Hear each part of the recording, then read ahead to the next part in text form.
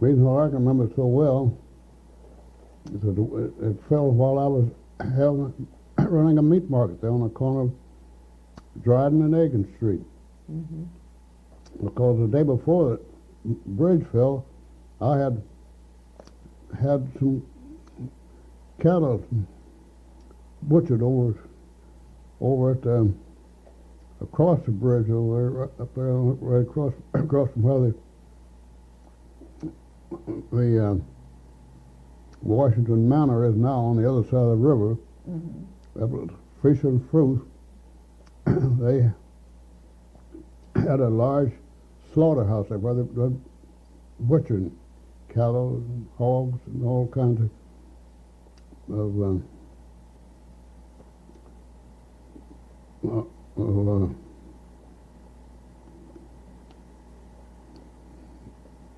meat for their market. They had a large retail market in town. That was their slaughtering house on the river bank over there. Mm-hmm.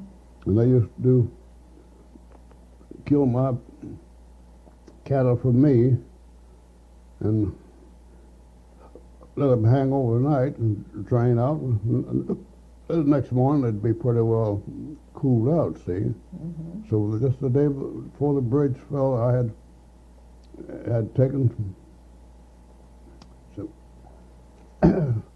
one or two beef over there to have them to kill for me, see. Mm-hmm.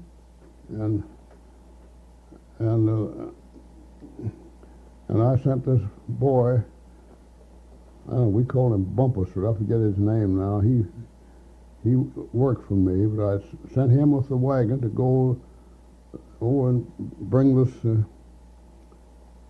beef in for me, see, from the slaughterhouse to my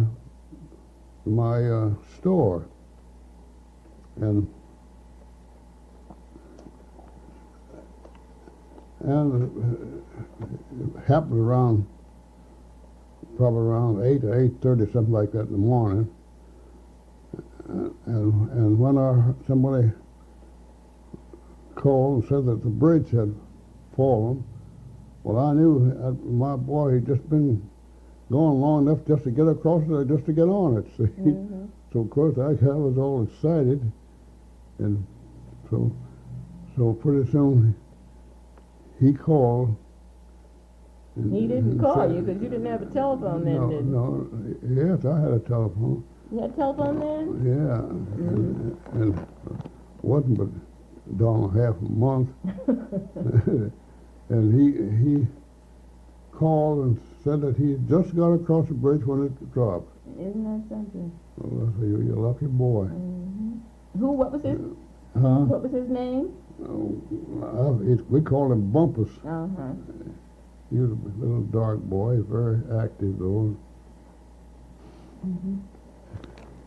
Well, now, we got off on that bridge when we were talking about schoolhouses, and you mentioned that Mr. C.H. James was one of the sort of trustees of the West Side School. Yeah. And you said also, at times I've heard you mention that the last school teacher that you had before you stopped school to work to help your mother was Mrs. Lottie Friend. And you said that she lived near where Dr. Aubrey Harris now has his drugstore on Morris Street. Seems that she stayed there with an uncle. Uncle, yeah. They were all old-timers. There was also a pretty good school on the east side of town, where we are, near where the National Bank of Commerce is now located. Yes, that was on Dickinson Street. Mm-hmm. There was a little colored settlement in there at that time. Methodist Church was on the corner of Coya and Dickinson Street. That's Simpson Church out here. Mm-hmm. And there's some colored small houses along on the side. There's some colored people that lived in. Some people named Jefferson lived in one, and the Nixons lived in old houses. Was this Jefferson Hazel Dabney's family? Was that Hazel died just very some recently? of her grandparents, great grandparents. And the schoolhouse was right across the street, right there where that little sausage shop is now, I think, and I don't know if it's still there now. I think there is a little meat anyhow, market it's right there, and at the end of the National Bank of Commerce is almost out further towards Quarry Street, I see. because there was a sporting house there too. Why is it that there were always sporting houses in the Negro community, in the black community? It didn't bother them so much when they're in the Negro community. Is that why that was?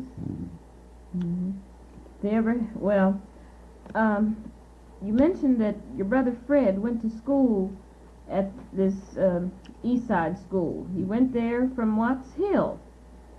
And I remember you were telling me one day about wanting to go to school with your brother Fred. What happened that day? Fred, I wasn't supposed to attend school, but he just took me over. I wanted to go to school. I wanted to see just what it was all about. So he took me over with him one day to school. And during recess time, this Sim Johnson, brother, the boy that was hanged, his brother's name was Cicero Johnson. He done something to me. I don't know, had me crying. My brother Fred wondered what the matter, and I told him this fellow had done something to me. So Fred went and told him, now listen, don't you bother. This is my brother, youngest brother. Said, and don't you bother him. Don't you do anything to him to do. I'm going to do something to you. So he told Fred he didn't do anything, hurt me, but I guess he more frightened me than anything else, and teased me or something. So that's the reason why I know there's a school there. You mentioned Cicero Johnson and Sim Johnson, and you mentioned a hanging. And I've heard you mention several incidents of hanging in Kanawha County when you were a young boy. What about this Sim Johnson hanging? They hung him for, he was accused of raping a white woman, white woman, see. Well, is it like most of those cases? Was it really true, or were they pinning it on him? Or what was the rumor? They claim that he'd been going with this girl, but I think they caught him with her somewhere, and she hollered. So right, they hung him. Well, now what was the community reaction to that hanging? How did the Negro community feel about it? Well, was it with a trial, or was it a Ku Klux Klan thing, or what? No, they had a trial. Trial before a jury. Who represented him? You remember? I don't remember who. No, you wouldn't, because you were young. Well, did they feel that it was a fair trial? Well, the general feeling was that he'd been going with this woman, see, and he shouldn't have been hung. Where did the hanging take place? In the courthouse yard. That's where the courthouse is there now. It wasn't built up like it is around there, like it is now. Had a scaffold built right along over near Virginia Street. The old part of the courthouse was down facing on North Street. And at that time, of course, all this on this Virginia Street, and that's all been built since then. Well, now, Dad, what about the atmosphere? Did everybody go see it, or were people sort of afraid? Did the colored people go? Yeah, I went from my grandmother took me over. That's just like going to a circus. People come from miles around to see the hanging. Do you remember any of his family? Any what? Do you remember any of the Johnson's family? No. Well, now, you mentioned another hanging that you can remember very vividly. Only this one involved a white man. A white German man by the name name of Felix Camp. Well, what about that one? Well, he killed his daughter and son. Mm. He lived back upon Watson Hill back there, way up above where we live. What did he do for a living? What did he do for a living? He was a farmer. Well, what on earth would prompt him to kill his children? Well, this girl, she took up with a white fellow that lived down in the city. But they were all white, though. He was German. And this girl, her father tried to stop her from going with this white fellow, and she refused, and so she moved out of his house. There was a little 3-room house, just a short distance from where he lived.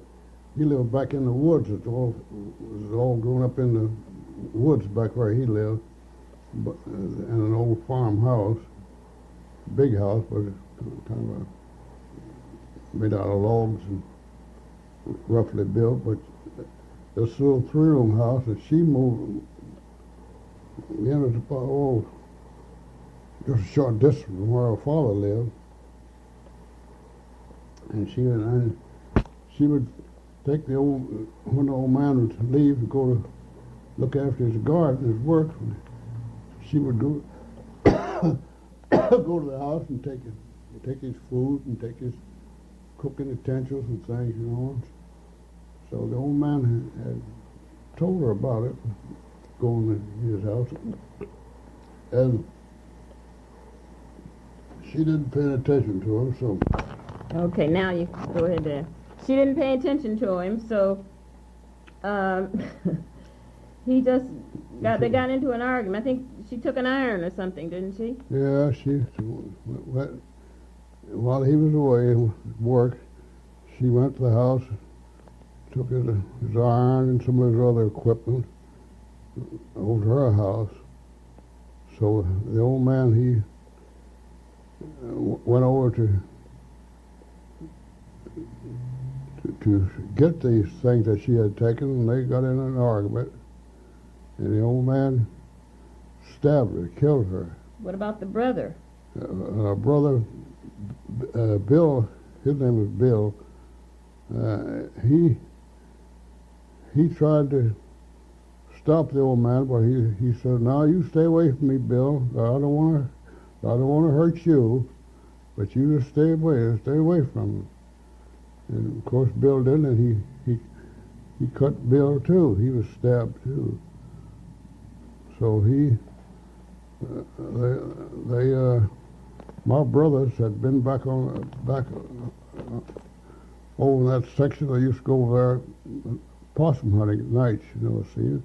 And it happened in the early part of the night, and they come and told us, my father and mother, them, that the old man had cut this girl. They didn't know whether he'd killed her or not, but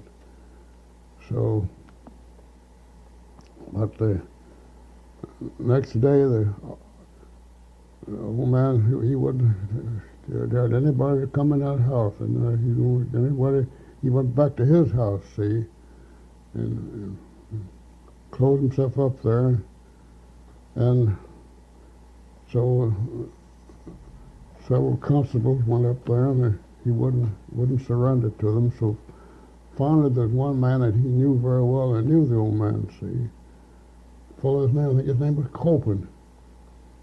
He went up there and persuaded him to give himself up, and he finally came out. And so they searched around and found the knife. He had thrown the old rifle, put it away someplace. Anyhow, he surrendered to this fellow, constable named Copeland. They took him locked him up. Well, did he have a reputation for having a bad temper? No, Did he drink? I don't think so. Just, No. just. This girl just provoked him, though. She took up with this fellow. I forget the name of the man she took up with. Lived down around in the town. It wasn't a city, but she took up with this fellow, and the old man knew he wasn't any good, but he couldn't make her believe it. So he forbid him to come to his house. See, so that's when she moved out. Now, what was the public sentiment on that incident? Was it a big to-do, or was it? No, it wasn't anything. That didn't hardly come out till after the killing, and they found what it was all about. I see. Yeah. Do you remember any other? Remember any other hanging incidents that stand out in your mind? No, those are. Was there ever any evidence of Ku Klux Klan activity here that created any unrest that you remember? Not to amount to anything. What about race relations, Dad? How were they? How do you, as you look back over it now, how do you feel about it? I know when I grew up in Charleston, I just really wasn't too much aware of a white community. We did everything ourselves. We were sort of self-sufficient, and the one thing I can remember is going to the balcony of Charleston High School to see Marian Anderson, and that didn't sit well with me at all, but I think that I was so impressed by hearing her that I forgot the unpleasantness of that. Yeah, the race relation was very good. All while I was a youngster there from growing up, I'll give the James credit for they helped quite a bit because they employed white fellows. Way back there when the old man first had a place on the west side, he'd have those white fellows work around the store, see, and that's it. Followed all the way down since they first began to peddle and operate here in West Virginia. Do you remember anything about the underground movements in terms of the slave activities, Dad? I know that a lot of the Negroes in the community came from Ohio, and there was a very active underground railway in the area. Do you remember anything about that? I remember doing something about the history of the First Baptist Church about one of the ministers who was closely associated with the Underground Railroad. Do you remember anything about it? No.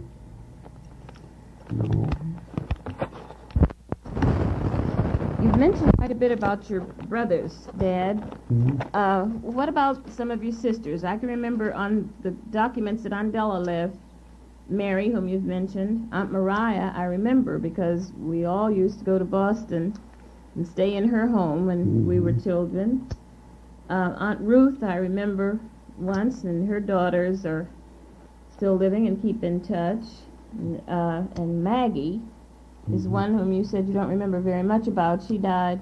Yeah, she died after we moved over here on Dryden Street. All right, well, what about Aunt Mariah? What do you remember about her? My sister Mariah? Yes. I don't remember so much about Mariah because Mariah always worked. She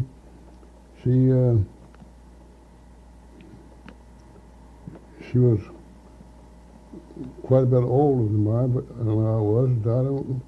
But I know she used to work on Broad Street here in Charleston for the Stantons. Those were big, wealthy white people here, and she worked for the Watts at the time too. The same people that her husband worked for. They lived on Watts Hill, but I don't know so much about Mariah.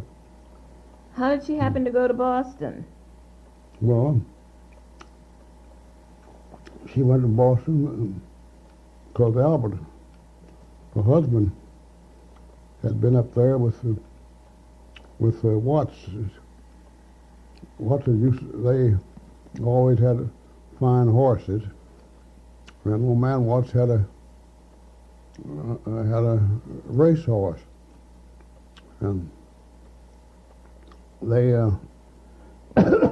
put this horse in the amateur races there in Boston, and Mr. Watts had Albert to go up there and look after this horse for him. See, and while I was there, he met some other wealthy people who had horses there, and one of these men wanted Albert to come and work for him, but he didn't right at that particular time. But later on, he left here and went to Boston to work. I don't remember the name of the people, but he went to take care of man's horses, and then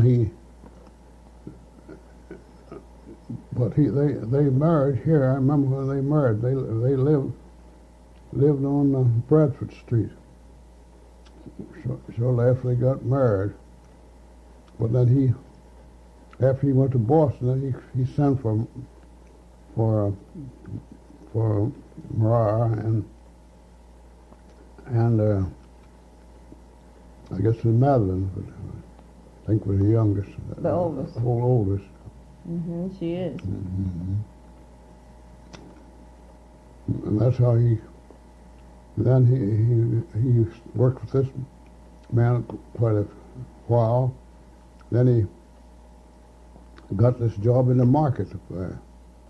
Manhattan Market? And then he got a job for me. He asked me if I'd like to come up there. That was in 19 well, I went up there I think in 1907. But that time I was in business myself here, and I had a farm. I had a meat market in one part of it and a restaurant in the other part. And this Will Carr was running the restaurant. Will Carr, he was Charlie Preston's wife's brother. And after I had the fire, then I was kind of out of business for a while, and I went temporarily down on Court Street, right, and rented a room for this sporting woman, Hattie Berman. She had a storeroom that was vacant. I stayed there for a while. In the meantime, I had started buying this house over on Young Street, 1009 Young Street. And then I decided I would put up a building over there, so through Mr. L.E. McQuarter, he got me a loan from Jackson County Building Loan. Jackson County? I didn't know they were that liberal. He represented them. And I borrowed $3,200, I think it was. And in the meantime, I had bought this place over there. I was buying it. What was that address on Young Street? 1009. When I bought it, it just had a 3-room house on it. And I was living then on North Rand Street. I think that number there was 124, I believe, North Rand. And then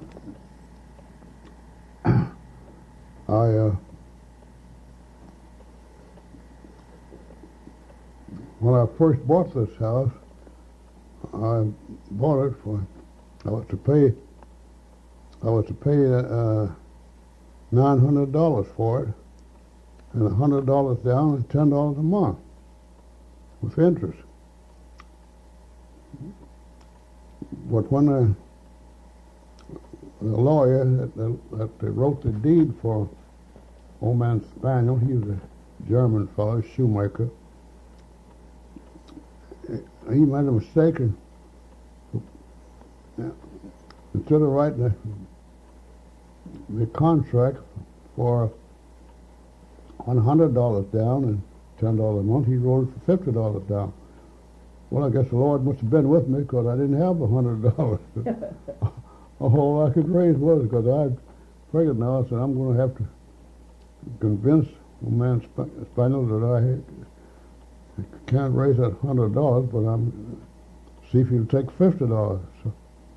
So when we got when they read the contract, the contract said there was a lawyer by the name of Lady. He was a big lawyer here in town at the time. They lived out here on Ladies Field, all that, probably named after ladies.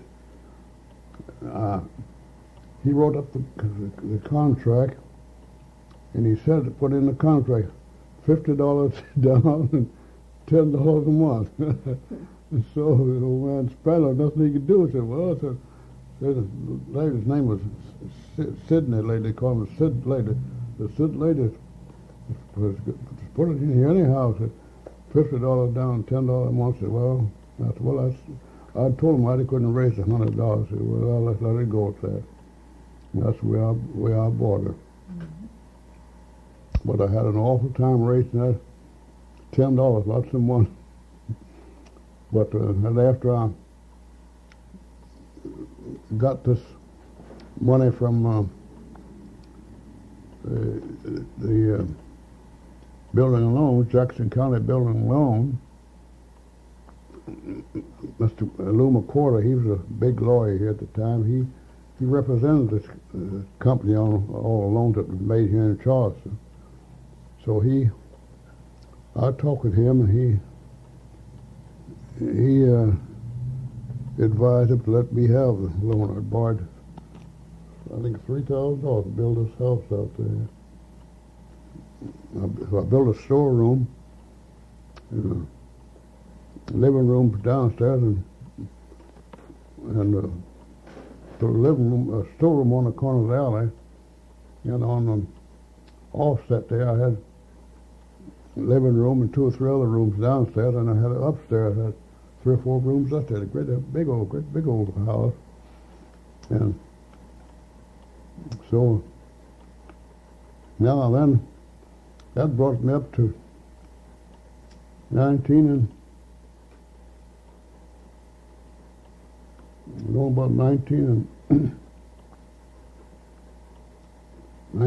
5, and all that someplace. Another, I know Roosevelt was president. We had a panic, and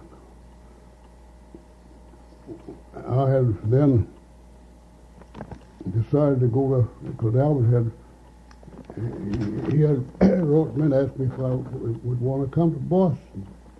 He knew I'd had some trouble down here, fire and so forth. So I told him yes. He said he could get me a job with the same place he was working.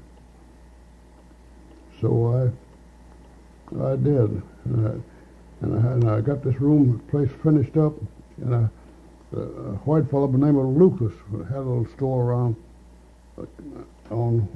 the corner down there on Wells Street, but he wanted a larger place, so I agreed to rent him the whole house, the storeroom and the rest of the house, for $50 a month. All right. I finished it up, and he moved in it, and that was in early part of 1907. So we had a panic. Panic come on in 1907, and because I had planned so that my payments with the loan company was $32 a month, see. And in the meantime, I built another little three-room house on the rear for my mother, see. My mother, she fixed it so she could live there, and Lucas couldn't pay the rent. And I was in Boston. I wasn't going to get $15 or $20 a week because I had big money in those days. And here I was trying to take care of my mother and pay and carry my payments on my property too. Well, when the panic hit this section in the country in 1907, Lucas couldn't pay the rent. And there I was there in Boston scuffling. And my mother was here. Many of my brothers there with her, but she had a boy that she was keeping for another man. Told him their name was Brown too.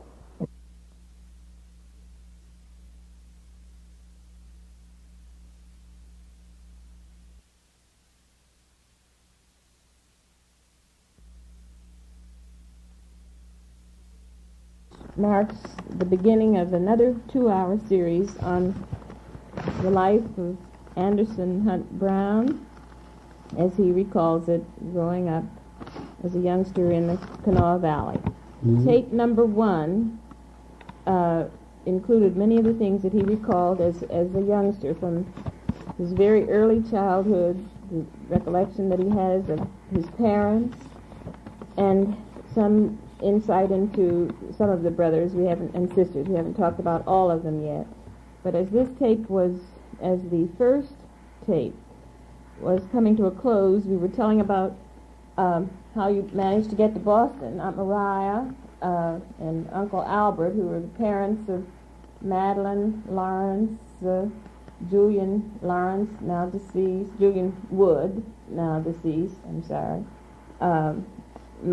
Dorothy Gatherwright and Everett Wood, who were the children of, who were and are the children of Aunt Mariah and Albert, who are at present making their home in Boston, Cambridge area, except for Everett, who's living in Delaware. Now, you mentioned that just before you went to Boston, John Brown was living with your mother. She reared him, and apparently she was keeping him for someone, though he was not a relation. I remember John Brown. He apparently traveled a great deal in the Merchant Marines or in the Navy or something, because Andella still has here a lot of things that he has sent her from different places around the world. I know there's some Dutch shoes around from Holland, and calendars, and lots of knickknacks that John used to send her.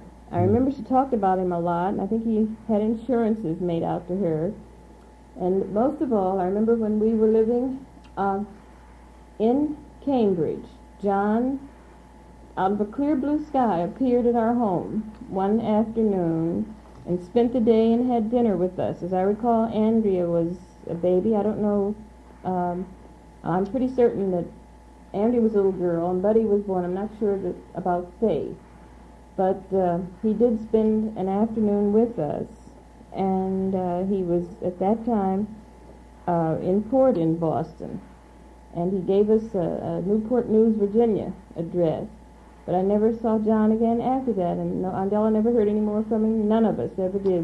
We all tried to track him down. I tried to locate him when I was in the Hampton, Virginia area, but he's just disappeared. And at that time, he was in good health. He was small of stature. I remember he had a bald head, almost like a skinny, dark brown-skinned fellow, but very small of stature, very erect, very alert, and meticulous, just very immaculate. That's my remembrance of him. Yeah, when he was in the Navy, he worked mostly in the kitchen. He helped us cook, so he told me. So now, when Mr. Lucas couldn't rent the building, Mr. McWhorter said that he was going to go along with you. He'd gotten you into that. Yeah, he told me, he says, send him what money I could each month, see. And what I liked, he would pay for me. And whenever I'd run up to $200 or $300, I'd give him a deed of trust on the property, see. And so he stuck by me until I was able to pay. Now, when I returned back here, I went back in from now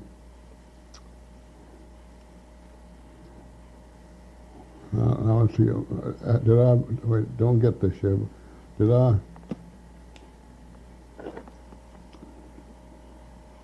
tell you how I happened to return to Charleston? No. Mm-hmm. No, you started to tell us that when he found Yeah. your job up there, you married Willard's mother and went back in Mhm. 1910.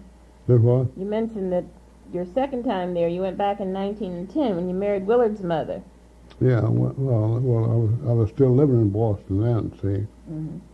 But I'm still In Charleston. still on this quarter business, see. Mm-hmm. So, let's see now. What did I leave off? What did I say last time? Well, you mentioned how he stuck by you, Mm-hmm. and you finally did get it all paid off. I'm interested in knowing why you had to go to Jackson County to get a loan. Weren't there many building and loan associations here in Charleston? Mm-mm. There weren't? No. You take all the companies here, Jackson County they had more money they could use, and through that section, so they began to make loans here. Mm-hmm. And Mr. McQuarter was their attorney, you see. I see. And if anybody that he recommended, they depended on him to see that the loan was properly secured, see. I see. Well, when that was paid off and taken care of, you mentioned that you mentioned Willard's mother. How'd you happen to meet her, Dad? Well, let me finish up with McQuarter here. All right, all right. So, after the Depression lifted and I began to earn a little more money, and I changed jobs in Boston. I left the market where I was only getting $15 or $20 a week, see, which was big money in those days, see. Mm-hmm. I went over and took charge of the Trellis Motor Car Company building at 660 Beacon Street in Boston. We go by there every time we go to Boston. And I had charge of that building, and I was getting, I think, $25 a week. And the Ford building was right adjoining it. And the boy that had charge of the Ford building, and he was getting more than I was.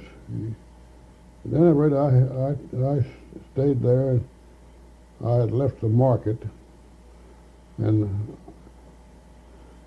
I'd been over there probably maybe a couple of years, and I was able to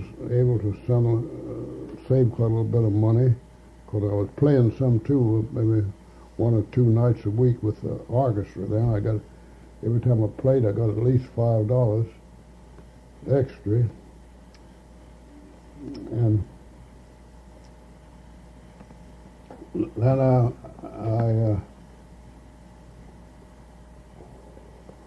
me see now, that's 7.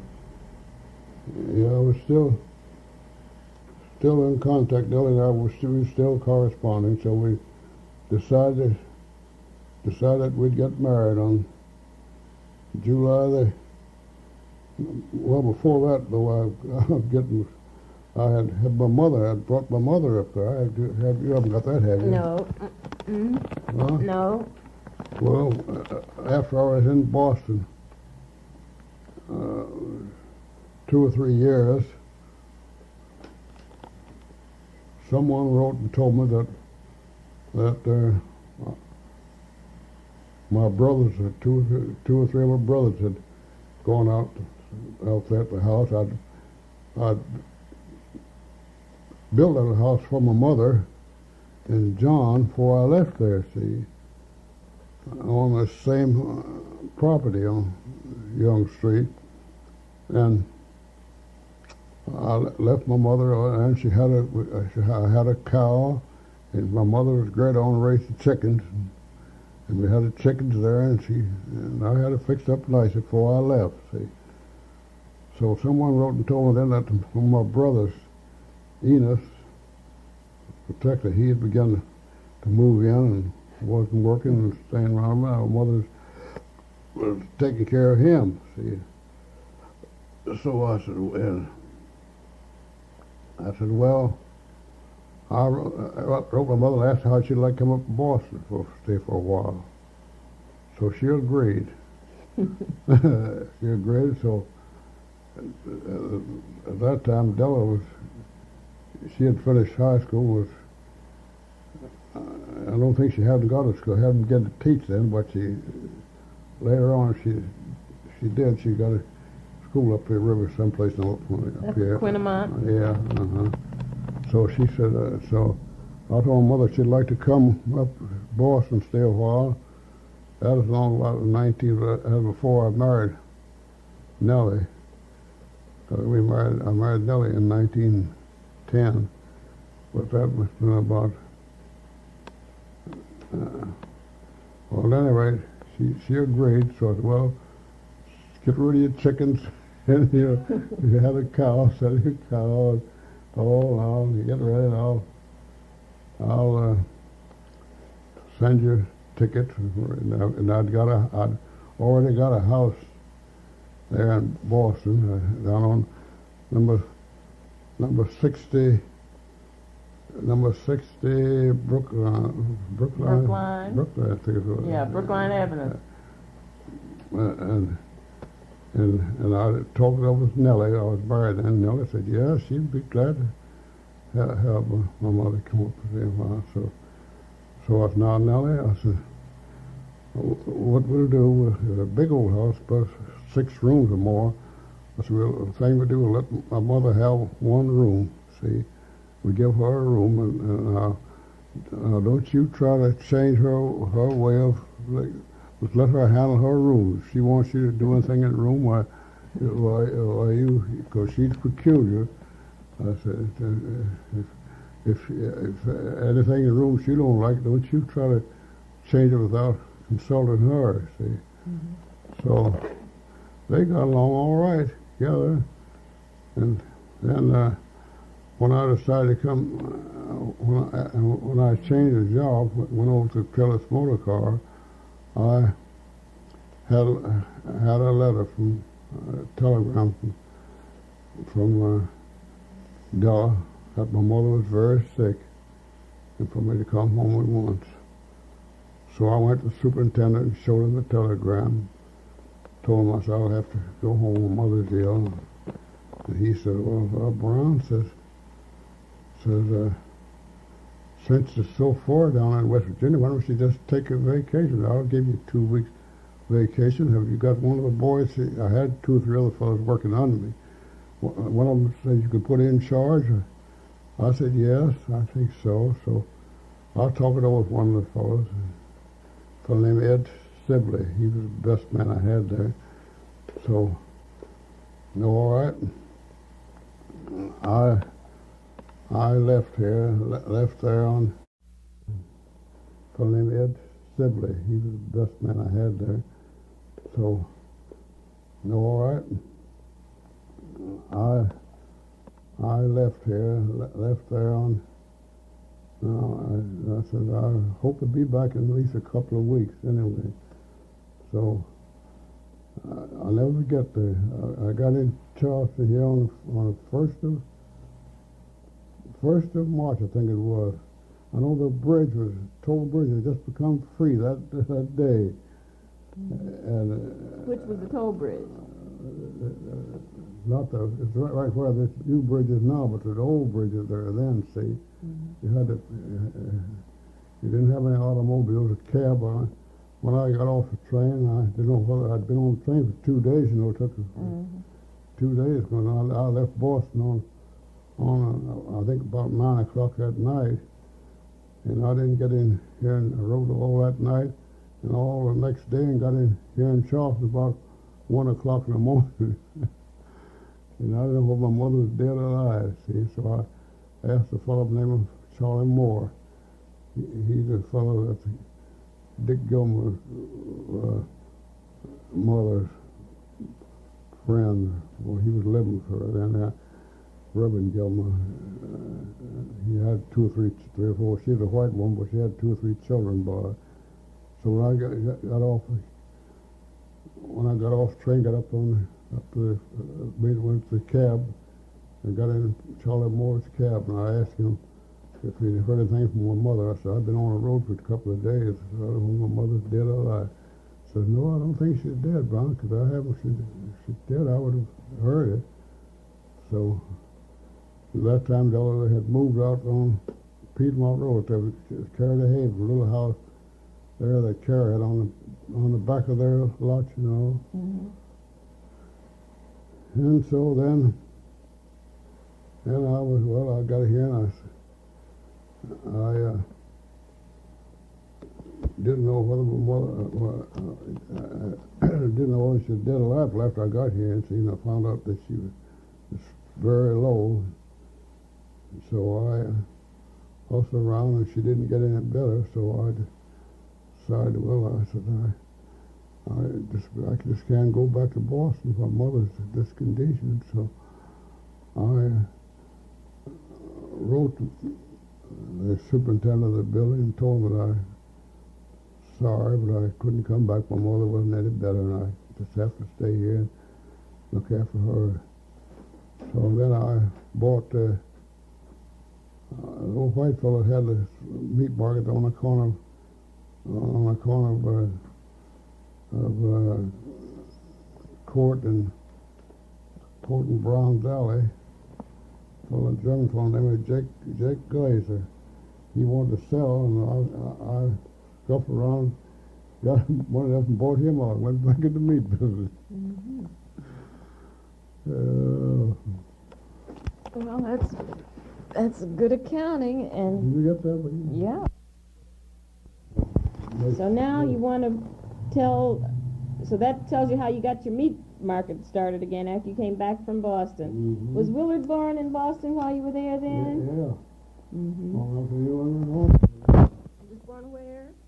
New England Hospital out in Roxbury, in Boston. And so you and Nellie and Willard came back. No, did they come later? No, they come later. I left them there, and till I got straightened up here, I couldn't get into my old house on Young Street. It was rented, and I couldn't get possession right then, so I rented a house from Mr. Cohen. Which Cohen? The father of these drugstore boys here in Charleston now. He had 2 or 3 houses there on Donner Street, right where Miss Godley lived. I rented a house from him, 5-room house, and then I had Nellie then to arrange to Marar and Albert then to get what furniture we wanted to bring here shipped. Had them to had them to come here, and we lived in Corn's house until I got possession of mine, and we moved over to my house, 1009 Young Street. All right. Now, tell me how you met Willard's mother, Dad. I've seen pictures of her. She's very pretty. Yeah, she was. I remember meeting her grandmother. I mean, her mother and her brother. Well, I met her. I was in the meat business, and she was in school downstate, and she had a girlfriend out named Virgie Keffer. Virgie Keffer, they were good friends, and Virgie's home was up in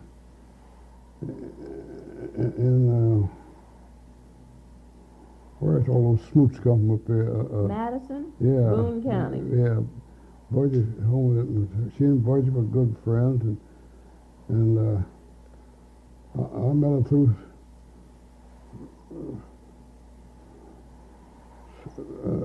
well, I knew her when I was in Montgomery, but of course she was a youngster and was in school then.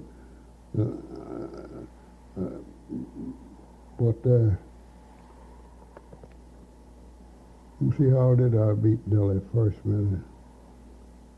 Have anything to do with the band? She was in school down at. And she was a seamstress. She was a seamstress too. Yeah. Yeah, she was a good one too. And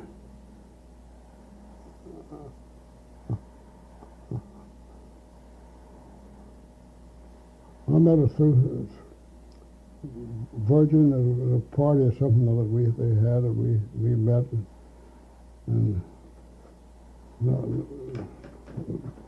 this Virgin Keffer and Nella, they were good friends, and I said, who was going with Virgin Keffer? I don't remember who the boy was going with Virgin. At any rate, and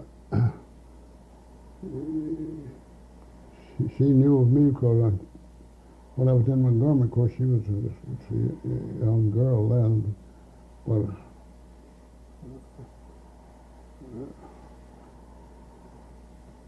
can't remember now just how we. How did you go to travel to see her? Did you have a car, or how did you get around then? Didn't have any car then, did you? No, I didn't own a car. I had horse and buggy too. Mm-hmm. Yeah, always kept one or two horses. Well, now you didn't go back to Boston after that. You stayed here. No, I didn't go back. Well, then you haven't said anything about the Victorian orchestra that you played in Boston. Oh yes, well, yes. Because I've got a picture of you in that Victorian orchestra. Yeah. There's some handsome men in that distinguished group. Well, while I was in Boston, I connected with first connected with the band up there. They had and then a fellow named Dickinson was the leader of the band, and then they organized this fellow named Portuanda. He was a foreigner. He was, I forget where Porch was from, and he was a violinist. He organized this orchestra. No, a fellow named Charlie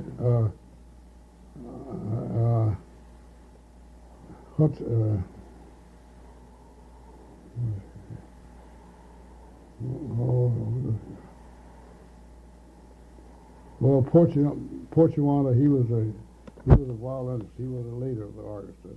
The name of Sullivan was the manager. And when I first went up there, I met some of the band fellows and began to play around with the band, let's say. And then when they organized this orchestra, I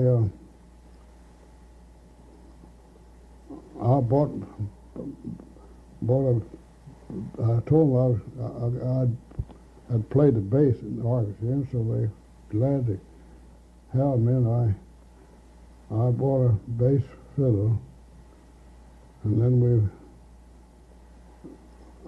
and I played in the band too. Didn't have much of a band. We had a better band here than they had up there. But I played in this orchestra. What instrument did you play? I played the bass in the orchestra, and the trombone in the band. Mm-hmm.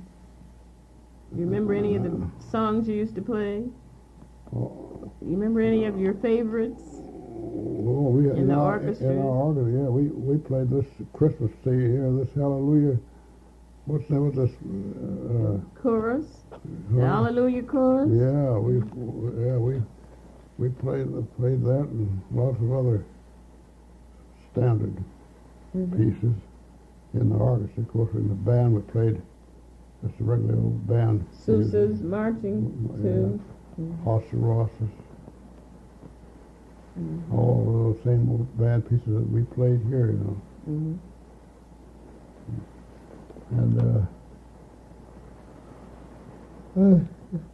And I used to make a lot of extra money playing. I used to play maybe one or two nights a week, and with the orchestra. We used to play up at the Mechanics Hall on Huntington Avenue. Mm-hmm. Played there, and a short time before I left Boston, I broke the neck off my bass coming up out of the subway there in Cambridge.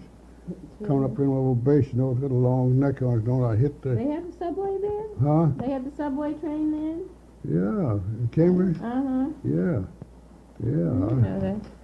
Yeah, I broke the neck off my bass coming out of the subway one night and put it in the shop to have it fixed.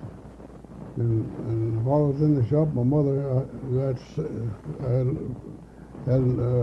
noticed to come home. Never got back to and never did go back. Just left it there. We'll begin our discussion this evening, Dad, the 2nd of January, in the new year, 1974, by talking a little bit about your nephew, James, whom you haven't mentioned before. What do you remember about him? Well, James was a son of my oldest sister, Mary. He was also a brother of Nina Nichols, who was my sister Mary's daughter. I never knew much about James, only that he was my sister Mary's son. And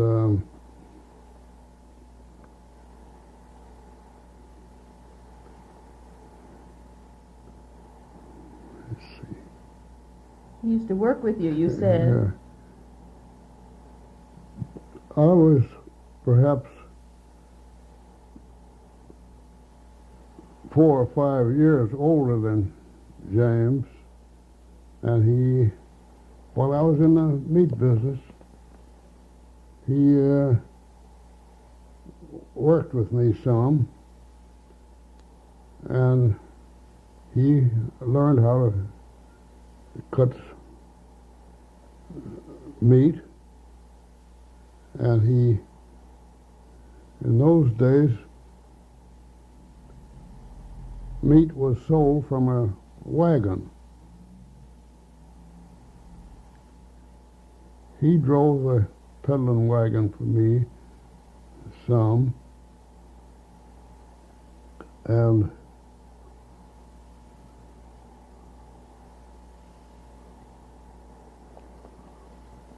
worked for me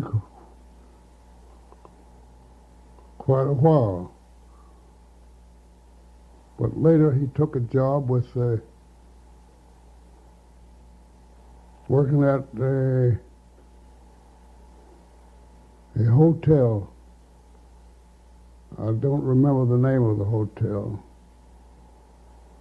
Was it in Charleston? Yes. And I think it was the location where the old Holly Hotel is now on Courier Street that he worked, where he worked. Mm-hmm. Now, James was married to cousin Manaya, we used to call her. Mozella Hart was his wife's maiden name. Mm-hmm. And that's... And there were several children. Mm-hmm. There's Annie and Agnes and Ed and Felicia who are living now. Yeah. Mm-hmm. And then there was one brother who died who was not, well, he was close to my age. Mm-hmm. And I remember when he died. Mm-hmm. Agnes has recently moved into her new home up on South Hills, up Mm-hmm. a few doors from Willard, in the property where, close to the cousins who lived there a long, long time ago. Yeah. Mm-hmm.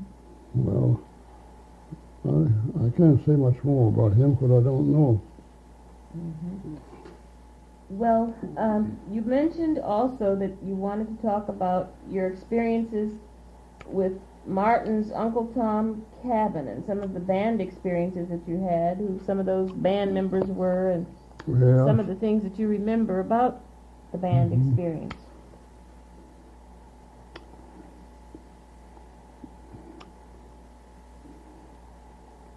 First, I'd like to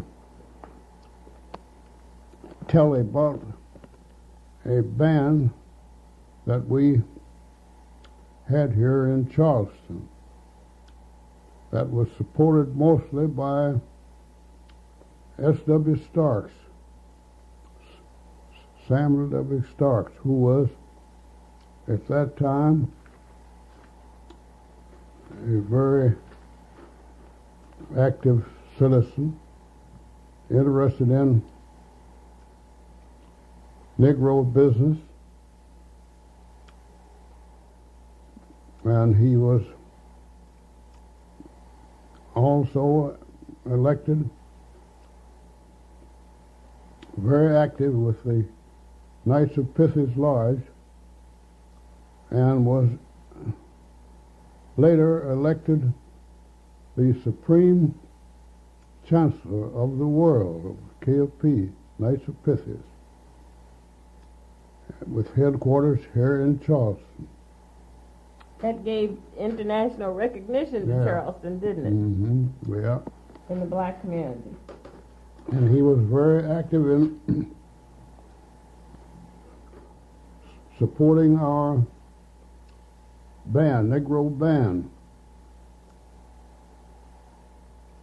What instruments did you have? What kind of band was it? Was it a marching band? Yeah, a marching band. Mm-hmm.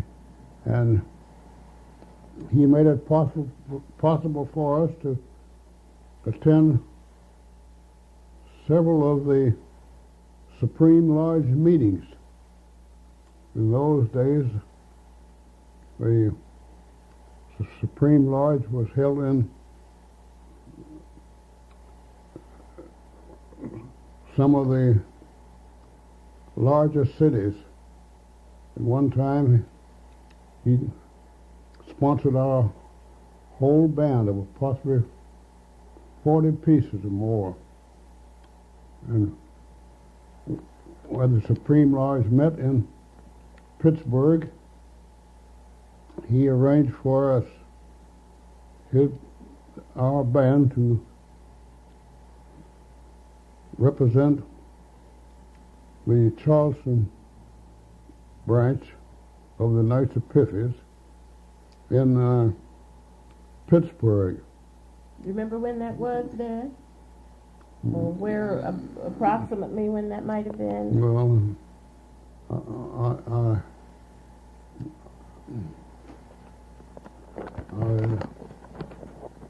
at another time, he sponsored band at the Supreme Lodge meeting in St. Louis, Missouri. And the last trip that I was on with the band was in Louisville, Kentucky. That was in 1907. We had a band of approximately 40 pieces and a drum corps of 10 or 15 pieces. All of this expense was paid by S.W. Starks, who was still at that time the Supreme Chancellor.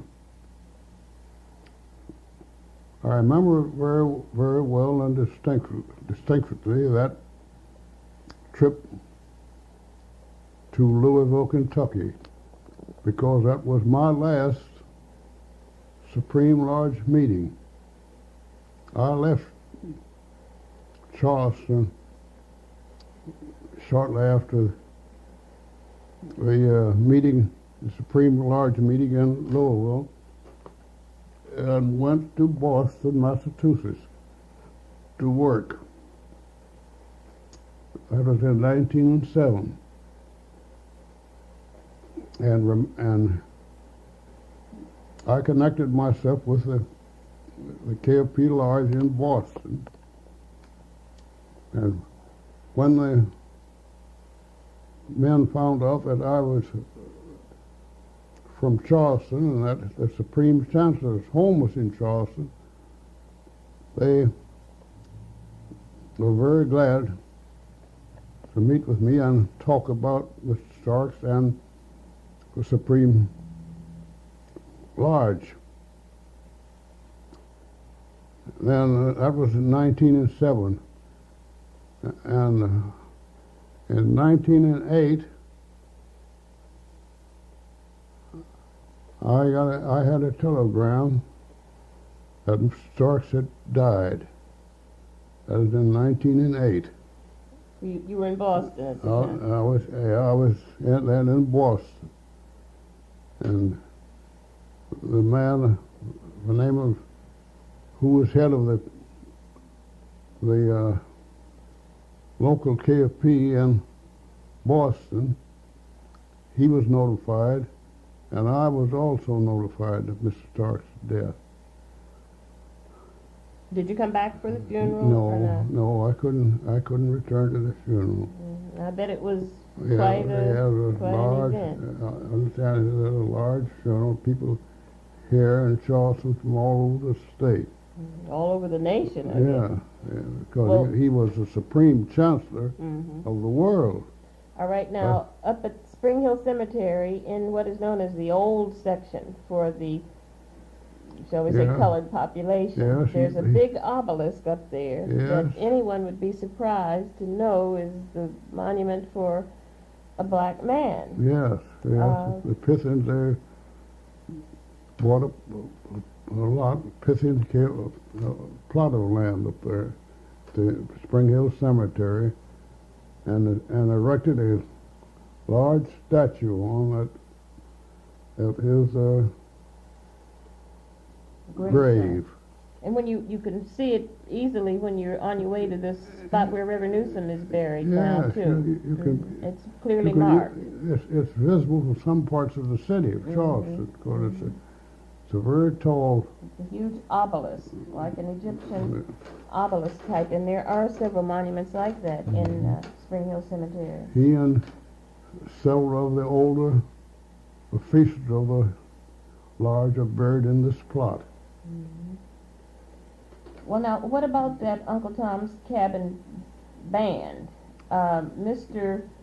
Starks was undoubtedly your great benefactor. He made No, many of the the things it possible. wasn't Uncle Tom's. That was the KFP, the Master Pythis band. Oh, the Martins. Well, what was Martins? It was called. That's a different proposition talk. Oh, Our band here was called the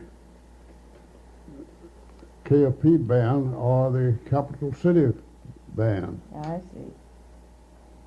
we had a band of possibly 30 odd instruments, plus a drum corps of 8 or 10. Were any of them young people, or were they all older yeah, people? most all young. Do you remember the names of some of the people in the band? Oh, all yeah. 10? Oh, Who were yeah. some of them? Well, we had one of the first leaders of the band was a man by the name of Frank Good. He was a leader. He was a leader of the band, Frank Good. Was he from this area, or did he come from out of town? Yeah, he was from around here. I think his home was up in Pennsylvania, I believe. Then we had another man that was much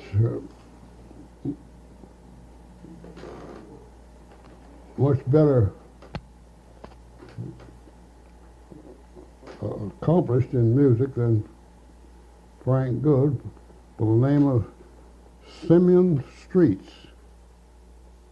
He was a trumpet player, and he was a leader of the band. And he originally was from Columbus, Ohio. Then we had several other. My brother was a trumpet. John was a trumpet player, cornet player, we call him. And we had clarinet players, name of Ed Huffman. Is he related to Mrs. Huffman, who used to be so active in the church here? Yeah. Miss Ella Huffman, I remember her. Yeah, well, husband Ed, he was a clarinet player. My brother John was a trumpet player, and my brother Enos was a baritone player, and he was a good one too. He could really play that baritone. And my brother Charlie was a bass player. Well, where did all of you learn your music? Yeah, Charlie. See, there was John, Charlie, Enos, and myself. We were active all the time. And we had a brother, Fred. He never played much. He started, but he left here and went to Colorado and died out there. Mm-hmm. But where did you get your training in musical instruments? Did you have a teacher, or how did you how did you get the money to get the instruments and so forth? Well, when we organized this KFP band, Mr. Stark bought quite a few of the instruments for it. Then we would play for these politicians around here to make them kick in, help us to buy instruments. Mm-hmm. The fellows running for governor or for the mayor or the city. Well, who was the teacher? Who knew about all those instruments? Well, we used some of the white fellows. These teachers taught the instruments that the colored couldn't teach. So there's a white band here, run by called Gates Band, and then there was a fellow that played a violin player here who taught Huffman, those who played the violin, name of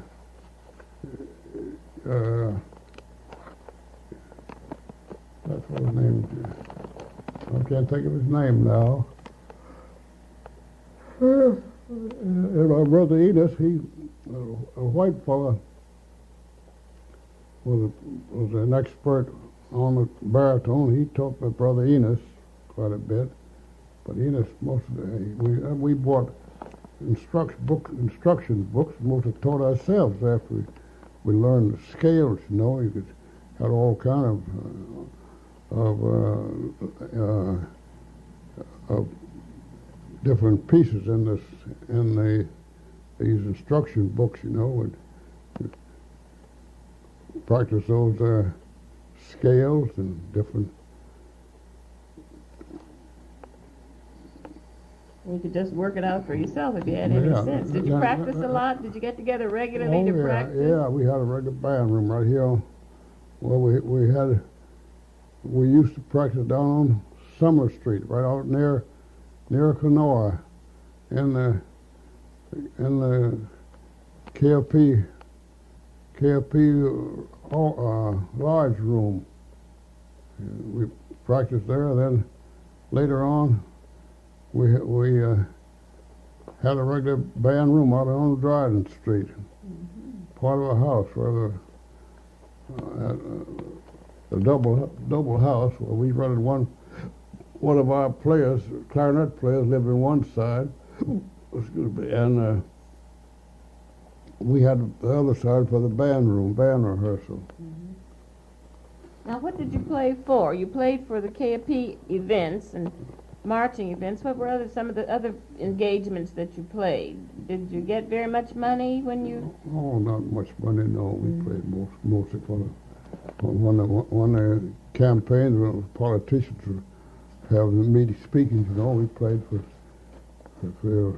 somebody running for governor. They'd call them, have a meeting, see, and hire the band, pay us $15 or $20 or $25, $50, something like that, to play for them. See. What about social dances and things like that? Did you play for many of those? Well, did you have a jazz band? That was a different kind. No, that's an orchestra. We played an orchestra that something was made up of most of the band men, but I played in a band named Huffman. Ed Huffman, he was head of our orchestra. He was a violin player, and I played bass, and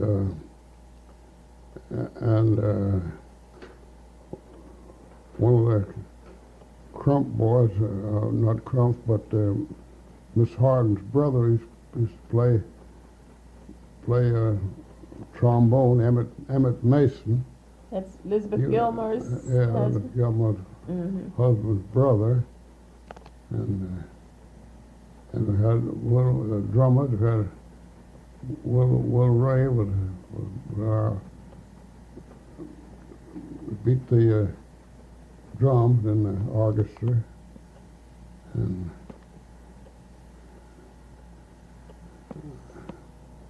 we'd use it. We had about, when we played for a dance, we usually had about 5 pieces, be the violin, cornet, trombone, bass, and the drums. We used to play quite a bit here, and we used to play up at the place they call for the white people up at Cabin Creek, up at the called the Germanian Hall, about a mile above Cabin Creek. We used to take about 5 or 6 of us to go up there and play. We got about $5 a piece and play for those white people.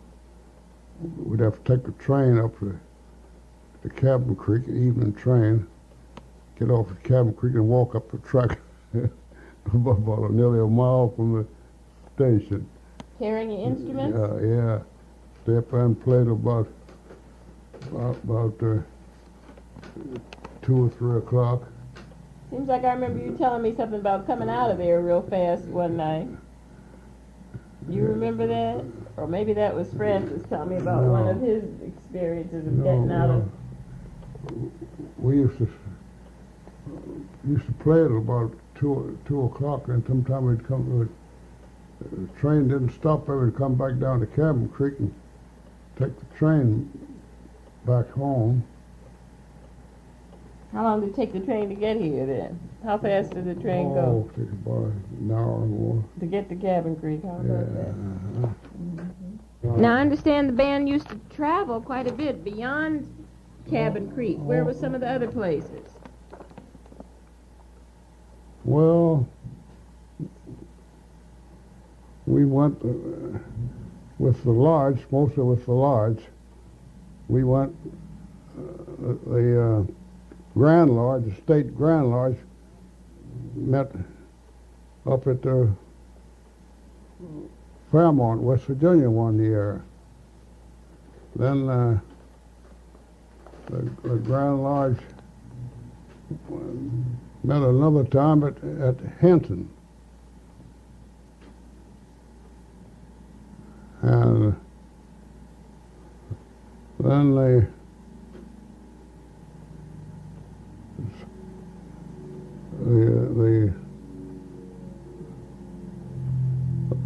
the last Supreme Lodge I was at was in 1907. It met in Louisville, Kentucky. We had a large band there then. We had a band of practically 30 or 40 pieces, and we had a drum corps of 10 or 12 more pieces with the drum corps. That was all sponsored by Mr. S.W. Starks. That was in 1907. Then the Supreme Court, the states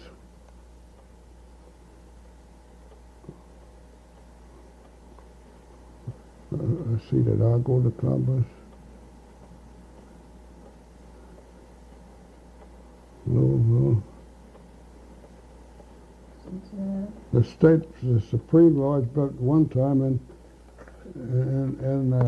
St. Louis, Missouri, but I don't think we took a band. The whole band didn't go over there, St. Louis.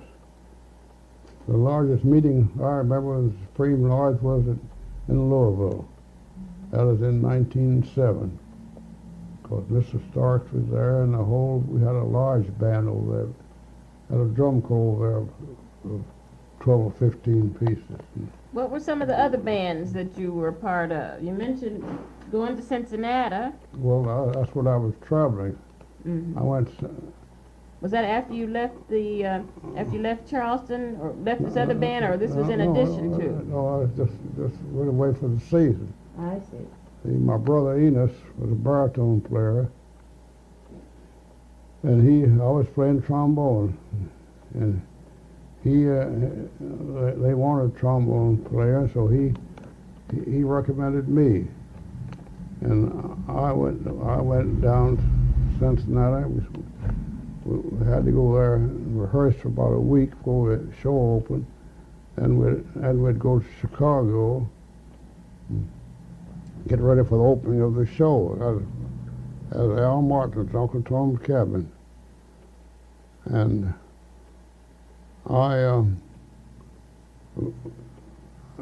my brother Enos, he got me on the job for me with the band, and I stayed with them the whole season. Opened along in the fall of the year and run until early spring, see. And we had a large show, had two big cars, 65 feet long. One car was mostly for the whites, and the other car was most for the colored band players, and other colored people that were with the show, and the scenery that we carried when the show was a part of that, as a part of the other car that we occupied. And we traveled all through the West, stayed on, opened up in Chicago, and we went all west as far as Winnipeg, Manitoba, and on out through Kansas, and all through Indiana, Illinois, and all the way back over as far as New York and Boston. We had a large city show. We played the big cities. Stay in a place like we opened in Chicago. We played probably a week or more in Chicago, and then we went to. I didn't go very far south because Uncle Tom's cabin wasn't wanted through the south because it showed up the way they treated the Negroes in the south, you know. So we didn't go far, but we played New York, stayed around New York 2 or 3 weeks, over in Jersey City. Do you remember the names of any of the entertainers who were part of the show, Dad? Oh yeah. Who were some of them? Well, my best friend on the show was a colored boy by the name of Albert Anderson. We call him Craig Anderson.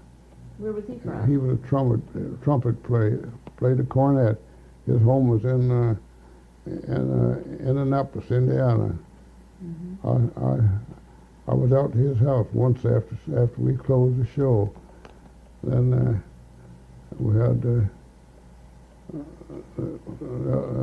he was one of the trumpet players. He was the best friend of mine because he and I were stuck together because we didn't gamble. Most of the boys gambled.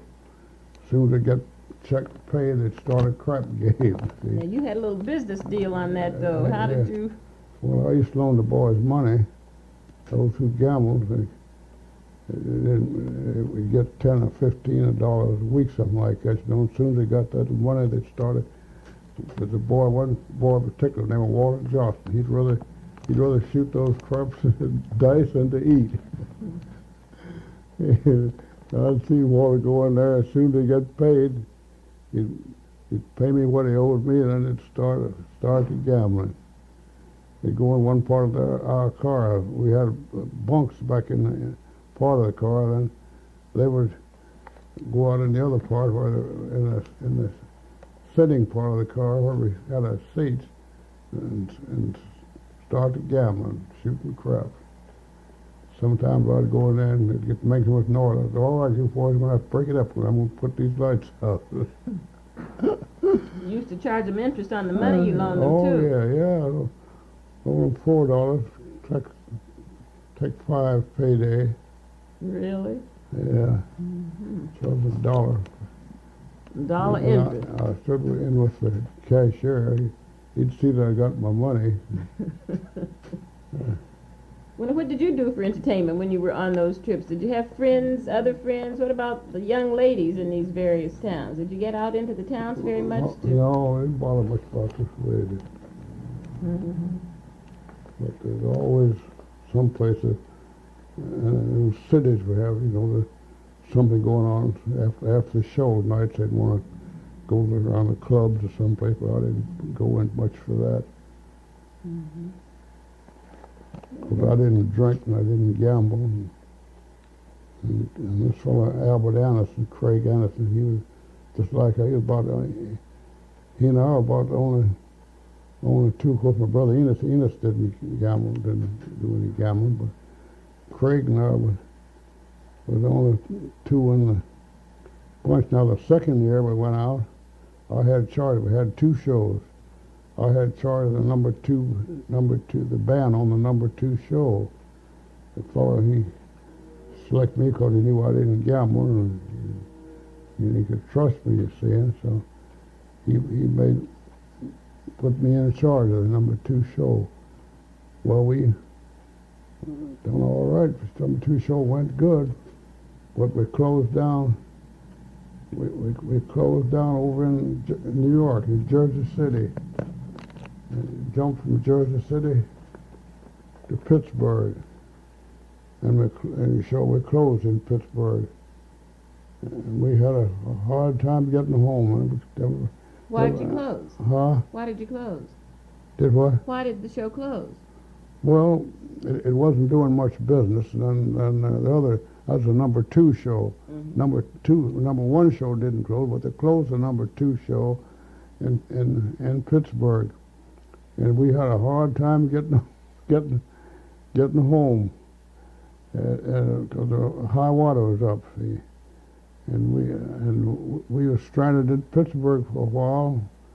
Finally, the water began to go down, and we finally got down to Point Pleasant.